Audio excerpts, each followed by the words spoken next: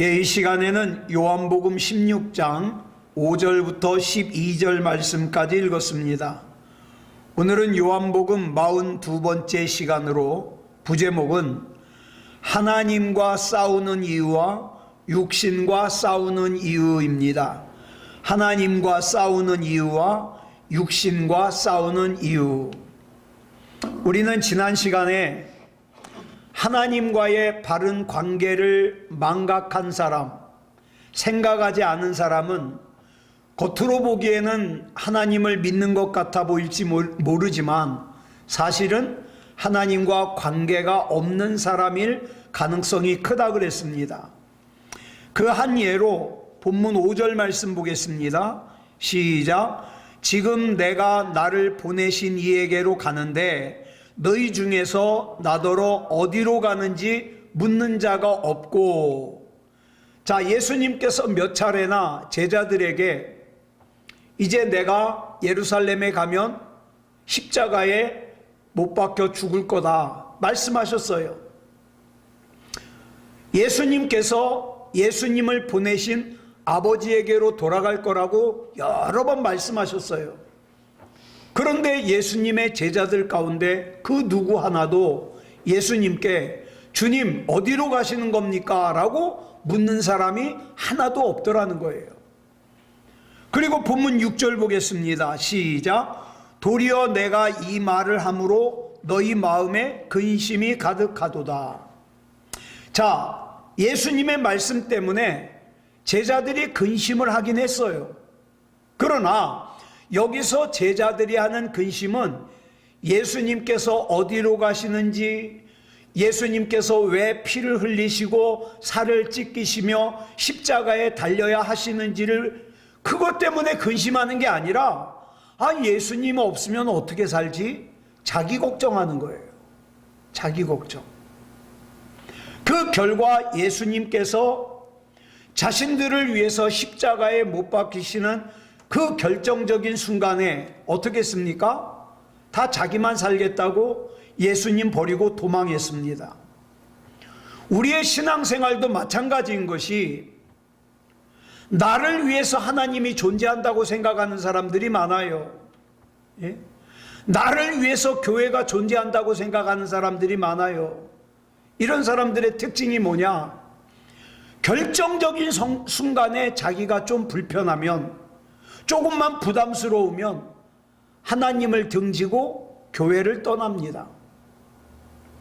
1905년에 노벨 문학상을 받은 폴란드의 작가 H. 생키에비치라는 사람이 쓴 소설이에요. 쿠어바디스라는 소설이 있었습니다. 이 소설에 보면 이런 내용이 나와요. 예수 믿는 사람들에 대한 로마 황제 네로의 박해가 극심해지니까 그 박해를 피해서 베드로가 로마에서 빠져나오는 장면이 나와요. 이제 로마에서 도망가는 거죠. 자, 그런데 저만큼 가다가 베드로는 로마에서 도망가는데 저만큼에서 예수님께서 로마로 들어가시는 거예요. 그래서 베드로가 예수님께 묻죠. 쿠어바디스 도미네. 이게 무슨 뜻이냐면 어디로 가시나이까 주님, 그 뜻이에요. 이건 작가가 지어낸 얘기가 아니라 외경이라는 것이 있습니다. 이 외경이 뭐냐 하면 우리 성경이 66권이잖아요. 이 66권에는 들어가지 못했지만 아주 성경과 관련된 중요한 내용들이 기록되어 있는 글을 외경이라 그래요. 이 외경 가운데 하나인 베드로 행전이 있는데 이 베드로 행전에 보면 이 내용이 나와요. 베드로가 로마로 향해서 가시는 예수님을 향해서 어디로 가시나이까 주여라고 질문했다고 기록하고 있습니다. 그러자 예수님께서 이렇게 대답하시죠. 나는 십자가에 다시 못 박히기 위해서 로마로 간다. 예수님께서는 결코 베드로에게 네가 로마로 가서 십자가를 져라, 네가 로마로 가서 순교해라 말씀하시지 않았어요. 내가 십자가에 다시 못 박히기 위해서 로마로 간다, 이렇게 말씀하셨어요. 자, 그럼에도 불구하고 그 말씀을 들은 베드로가 망설임이 없이 예수님 대신에 박해가 기다리고 있는 로마로 되돌아갔어요. 그리고 로마에서 십자가에 거꾸로 못 박혀 순교를 당했습니다. 베드로가 어떻게 그럴 수 있었을까요? 베드로는 겁이 없는 사람입니까? 아니요, 겁 많은 사람이에요. 베드로는 죽음이 두렵지 않은 사람이에요? 죽음이 두렵지 않은 사람이 어디 있겠습니까? 베드로는 못으로 찔러도 안 아파요? 아파요. 그런데 왜 베드로는 다시 로마로 돌아가서 십자가에 거꾸로 못 박혀 순교를 당했을까요?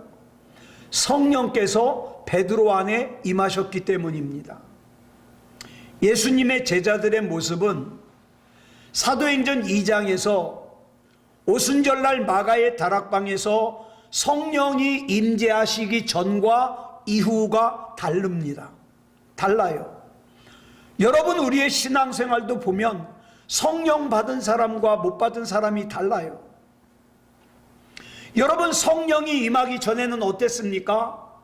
예수님께서 제자들에게 잠시 동안도 깨어서 기도하지 못하느냐? 기도하라고 그렇게 말씀하셔도 기도하기를 힘들어했던 제자들이 성령이 임하시고 나니까 사도행전 3장 1절에 뭐라 그랬습니까? 기도 시간을 정해놓고 베드로와 요한이 성전에 가서 기도했다는 거예요.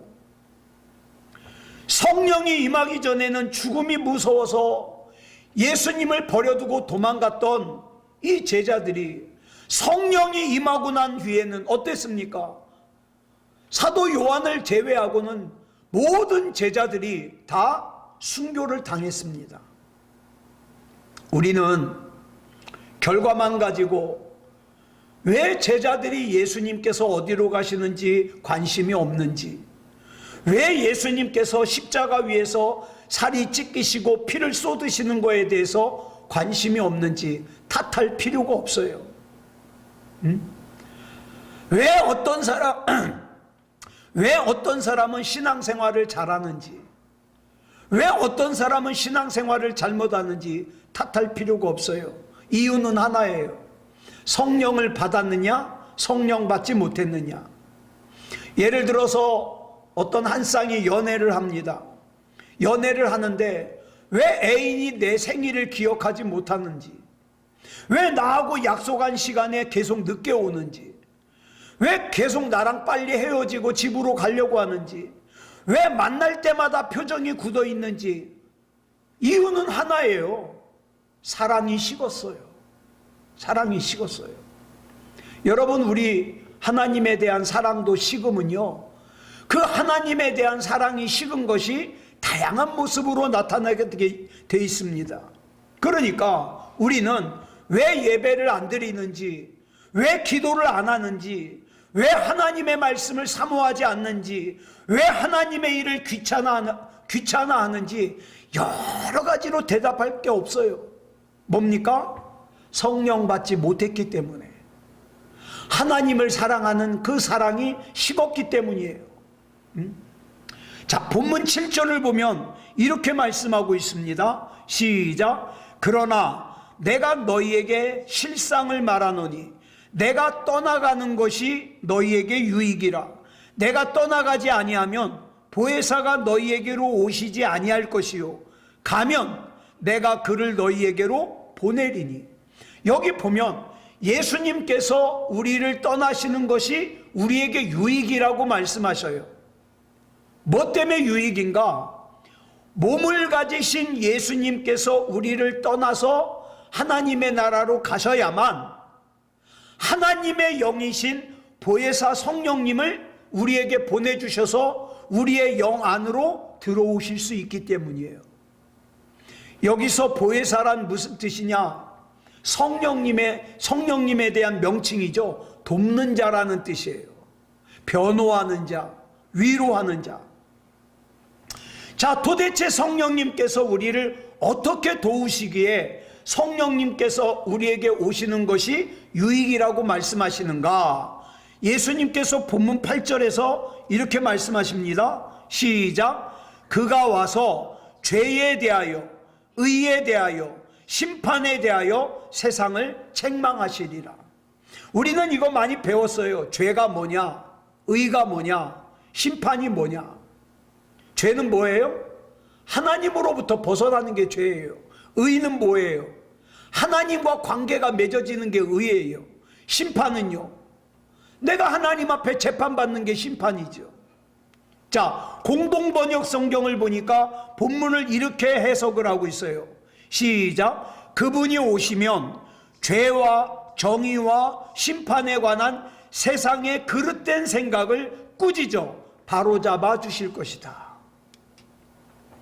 성령께서 우리를 도우시는 가장 큰 일이 뭐냐면 내 잘못된 생각을 꾸짖으시고 바로잡아 주시는 거예요.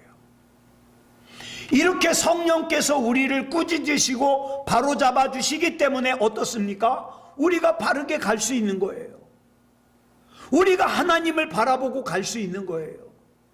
하나님의 영이시요 진리의 영이신 성령님께서 우리를 책망하고 꾸짖어 주시지 않는다면, 우리의 양심을 찔러서 우리를 일깨워 주시지 않는다면 우리는 어떻습니까? 가만 놔두면 허망한 욕심에 사로잡혀요. 추악한 이기심에 사로잡혀요. 그래서 이기적인 생각과 이기적인 감정에 따라서 잘못 살 수밖에 없어요. 그러나 성령께서 언제나 우리와 함께 계시면서 시간과 공간을 초월해 가지고 어떻습니까? 진리로 우리를 꾸짖으셔요. 이창원 목사야, 그러면 안 되잖아. 그게 지금 중요한 게 아니잖아. 꾸짖으셔요. 우리는 잘못된 길을 떠나, 잘못된 삶을 떠나 우리 주님께서 나에게 들려주시는 진리로 어떻습니까? 바른 마음을 가지고 바른 생각을 가지고 살아갈 수 있게 하는 거예요. 그렇게 하시는 분이 누구냐? 성령님입니다. 그렇다면 성령 충만한 사람이란 어떤 사람인가? 성령님이 나를 책망하실 때 기쁘게 받아들이는 사람이에요. 성령님께서 나를 책망하실 때 민감하게 받아들이는 사람이에요. 그런 사람이 어떻습니까? 참된 진리의 사람답게 살 수 있는 거죠. 그런데 성령님의 책망이 인간의 책망과 근본적으로 구별되는 게 있어요. 뭐냐? 인간의 책망은요, 단지 책망일 뿐이에요. 그러나 성령님의 책망은요, 그 속에 반드시 성령님의 격려가 있어요. 위로가 있어요. 이렇게 세웁니다. 고쳐 세웁니다. 만약에 성령님의 꾸짖음이 그냥 꾸짖음으로만 끝난다면 그 꾸짖음을 받은 인간은요, 어때요? 맨날 혼나기만 하면요, 그 사람은 절망해요. 의기소침해요. 뭘 못하지요. 자, 그러면 성령님의 책망 받고 싶은 사람이 누가 있겠어요? 맨날 혼만 나면. 그러나 성령님의 책망은요, 언제나 위로와 격려를 동반합니다. 넌 할 수 있어. 응? 넌 반드시 다시 일어날 수 있어. 아니, 내가 너와 함께 있는데 뭐 내가 도와줄게. 네가 얼마나 존귀한 사람인지 알아? 네가 얼마나 빛나는 사람인지 알아? 너 한 사람을 하나님께서는 천하를 주고도 안 바꾸셔. 너무너무 귀한 존재야. 그렇게 말씀해 주시는 거죠. 그래서 보혜사라는 뜻의 헬라어 단어가 파라클레토스인데 뭐예요? 격려자라는 뜻이 있어요. 위로자라는 뜻을 가지고 있어요. 그리고 성령님은 우리를 도우시는데 언제나 어떻게 도우십니까? 하나님의 말씀이 생각나게 하면서 도우셔요. 그래서 보혜사라는 명칭의 또 다른 뜻이 뭐냐? 대언자라는 뜻이 있어요. 대언자. 자, 그러면 왜 성령님께서 하나님의 말씀이 기억나게 도우실까요? 하나님의 말씀 속에서 우리는 꾸짖음을 받는 동시에 격려를 받을 수 있어요. 예, 격려를. 우리 모두가 성령의 사람이 되어야 되는 이유가 바로 여기 있습니다. 세상이 나에게 주는 위로는 영원하지 않아요. 세상이 나에게 주는 격려는 오래가지 않아요. 그러나 하나님께서 나에게 주시는 위로와 하나님께서 나에게 주시는 격려는요, 영원합니다. 왜요? 영원한 생명과 연관이 있거든요. 그 성령님의 책망과 격려 속에서만 우리는 어떻게 해요? 사도 바울처럼 성숙한 신앙인이 될 수 있는 거예요. 자, 본문 9절 보겠습니다. 시작. 죄에 대하여라 함은 그들이 나를 믿지 아니하며. 여기 나오는 죄를 헬라어로 함마르티아라고 합니다. 뜻은 뭐냐? 관역에서 벗어났다는 뜻이에요. 오늘 본문을 보니까 살인하는 게 죄다. 죄에 대하여라 함은 살인하는 것이다. 도둑질이다. 예? 간음하는 것이다. 이렇게 말씀하지 않아요. 뭐라 그럽니까? 뭐가 죄예요? 그들이 나를 믿지 않는 게 죄래요. 다시 말해서 우리 마음이 예수 그리스도를 향하여 정조준되지 않는 것이 죄라는 거예요. 여러분, 에덴 동산에서 아담과 하와가 사탄의 유혹에 빠졌잖아요. 하나님께서 아담과 하와에게 얘들아, 동산에 있는 모든 실과는 마음대로 먹어도 돼. 그런데 동산 중앙에 있는 저 선악을 알게 하는 나무의 열매는 절대 먹으면 안 된다 말씀하셨어요. 아담과 하와는 동산을 거닐면서 선악과 앞을 한두 번 지나다녔겠습니까? 그런데 다른 때는 그 선악과를 먹고 싶은 생각이 없었어요. 예? 선악과를 먹고 싶은 생각이 전혀 없었어요. 왜냐하면 그들의 마음은 하나님을 향하여 정조준되어 있었거든요. 그런데 먼저 하와가 사탄 마귀의 유혹을 빠진 다음에 선악과를 봤더니 선악과가 전혀 다르게 보이는 거예요. 보암직도 하고 먹음직도 하고 지혜롭게 할 만큼 탐스럽게 보이는 거예요. 자, 아담과 하와가 선악과를 먹은 자체가 죄가 아니에요. 우리 정확하게 알아야 돼요. 그건 죄의 결과예요. 진짜 죄는 뭐냐? 하나님을 향하여 바르게 정조준되었던 그들의 마음이 하나님이라고 하는 관역을 벗어나는 것으로부터 시작돼요. 사탄 마귀에게 관심을 빼앗기는 것으로부터 시작돼요. 하나님을 향한 조준이 이미 그들의 마음으로부터 벗어나 있는 거죠. 신앙생활도 마찬가지예요. 예배를 빠지는 것이 죄냐 아니냐, 교회를 떠나는 것이 죄냐 아니냐, 신앙생활이 무너지는 것이 죄냐 아니냐, 그게 죄냐 아니냐가 아니에요. 그거는 죄의 결과예요. 열매예요. 그럼 뭐가 죄예요?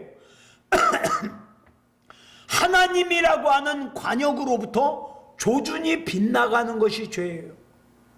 내가 날마다 하나님을 정조준해서 생각하고, 내가 하나님을 정조준해서 마음을 먹고 하나님을 정조준해서 살아야 되는데, 그 하나님을 정조준하는 것으로부터 벗어나니까 어때요?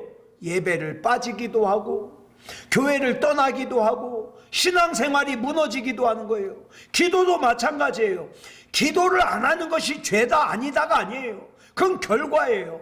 하나님이라고 하는 관역으로부터 정조준되지 않고 빗나가니까 어떻습니까? 기도가 안 되는 거예요. 기도를 안 하는 거예요.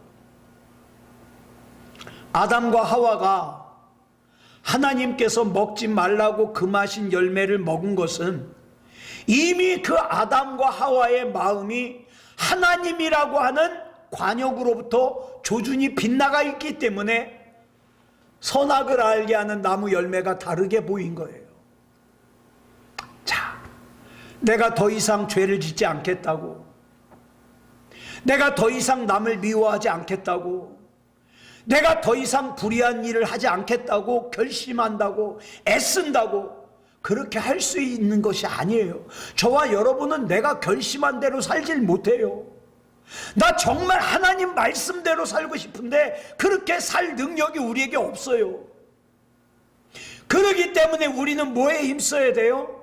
내 마음이 늘 하나님을 향하여 정조준되는 것을 힘써야 돼요. 왜 하나님의 말씀을 봅니까? 하나님께 정조준하기 위해서. 왜 예배를 드립니까? 하나님께 정조준하기 위해서.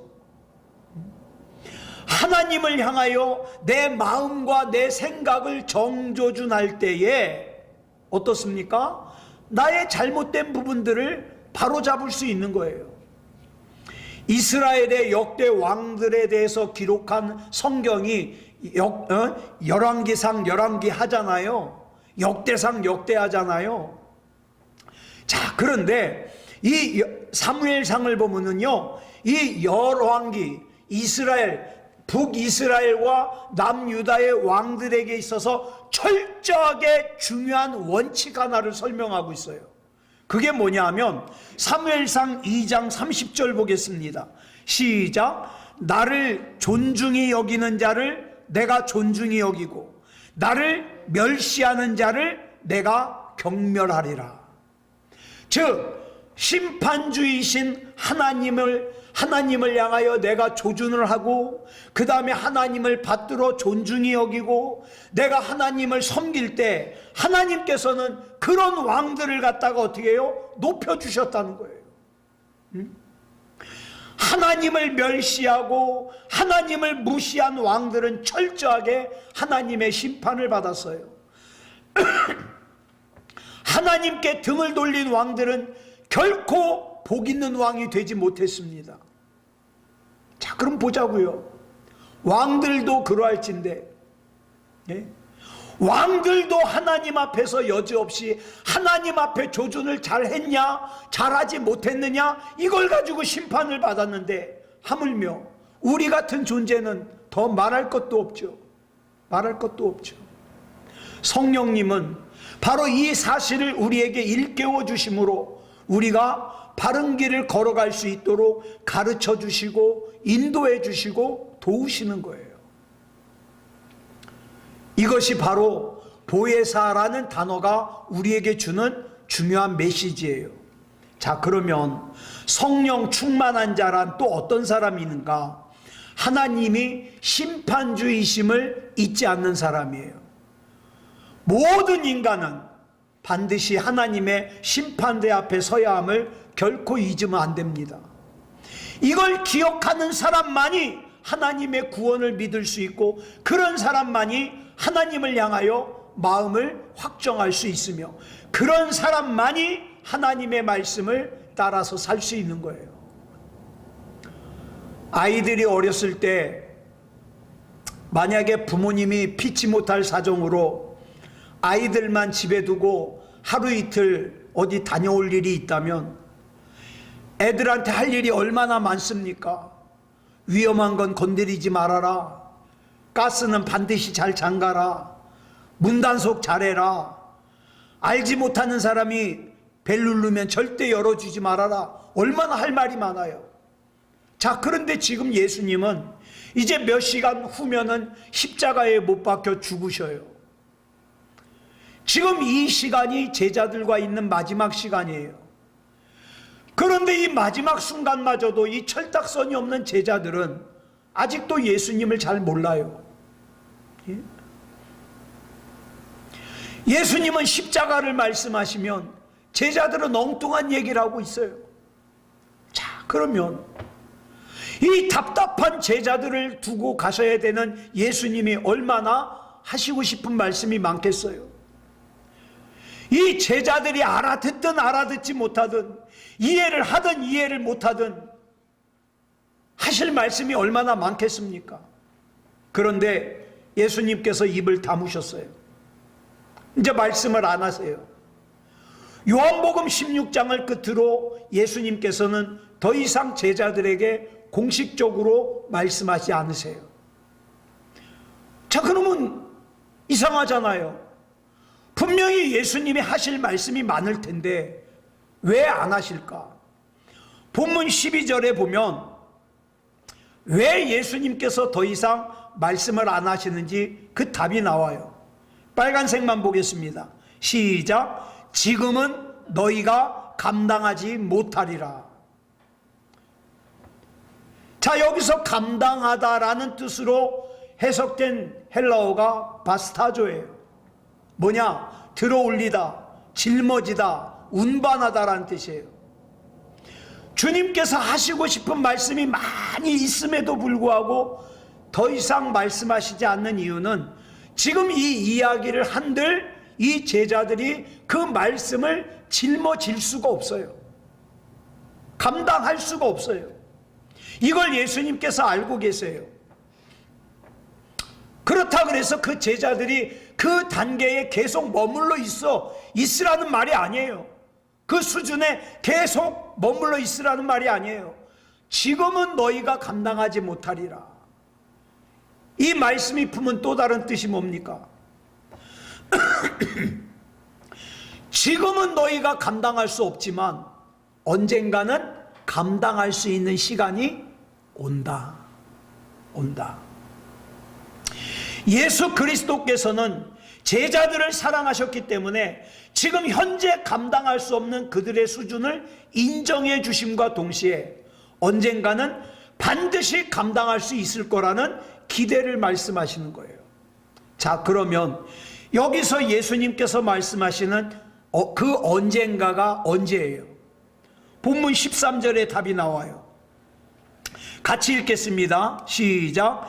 그러나 진리의 성령이 오시면 그가 너희를 모든 진리 가운데로 인도하시리니. 진리의 성령이 오시면, 이 진리의 성령이 언제 오셨어요? 사도행전 2장에서 오순절날 오셨잖아요. 그래서 어떡합니까? 진리 가운데로 인도하셨어요. 자, 그런데 그 반대의 경우가 있어요. 로마서 8장 7절에 보니까 육신의 생각이 나와요. 이 육신의 생각은 어떻다 그랬습니까? 하나님과 원수가 되고 그랬어요. 여기서 말하는 원수가 무슨 뜻이냐? 싸워야 될 대상이라는 뜻이에요. 그래서 하나님께서 살아계시다는 건 알지만, 그리고 믿지만, 자기가 지금 육신이 원하는 대로 사는 사람은요, 어떻습니까? 자기도 알게 모르게 누구와 싸워요? 하나님과 싸워요. 하나님과 원수가 돼서 싸운다고요. 그런데 구절을 보니까 하나님의 영인 성령께서 우리 안에 거하시면 이렇게 우리가 하나님께 적대감을 가지고 하나님과 원수가 되어서 싸우던 그 싸움이 중단된다 이 말이에요. 그렇기 때문에 이 그리스도의 영인 성령이 없는 사람은 그리스도의 사람이 아니에요. 예? 교회를 열심히 다녀도 성령이 없는 사람은 그리스도의 사람이 아니에요. 그리스도의 사람이 아닌 사람은 누구와 싸웁니까? 하나님과 싸웁니다. 이걸 먹어 말어, 먹는 것 가지고도 하나님과 싸워요. 이 예배를 드려 말어, 예배 드리는 것 가지고도 하나님과 싸워요. 이걸 내가 가져 말어, 하나님과 싸워요. 내가 이 말을 해 마라, 하나님과 싸워요. 또 성령이 충만한 사람은 육신과 싸워요. 육신은 자꾸 뭐라 그래요? 네가 뭐가 부족하다고 네가 그런 소리를 들어야 돼? 그러면 어떡합니까? 성령의 사람은 나는 성령의 사람이잖아, 그리고 참아요. 근데 육신의 사람은 하나님과 싸워요. 자, 보세요. 육신의 사람은 하나님과 싸워요. 성령의 사람은 육신과 싸워요. 육신이 편안하기 위해서 싸워요. 자, 그러면 그 결과를 본문 13절에 이렇게 기록하고 있습니다.